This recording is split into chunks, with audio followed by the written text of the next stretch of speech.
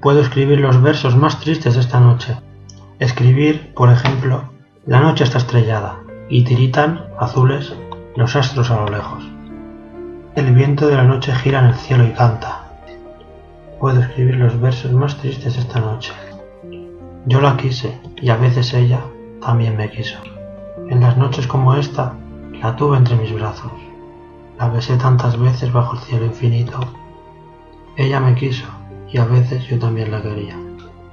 ¿Cómo no haber amado sus grandes ojos fijos?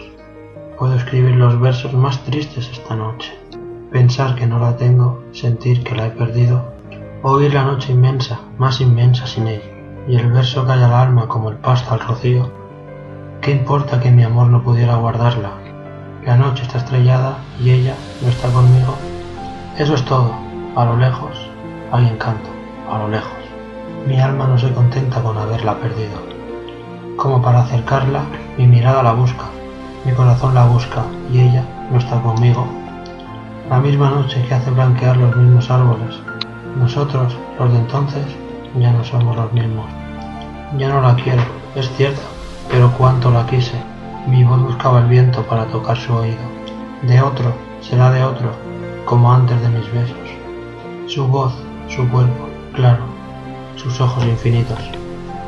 Ya no la quiero, es cierto, pero tal vez la quiero. Es tan corto el amor y es tan largo el olvido. Porque en noches como esta la tuve entre mis brazos. Mi alma no se contenta con haberla perdido, aunque esta sea el último dolor que ella me causa y estos sean los últimos versos que yo le escribo.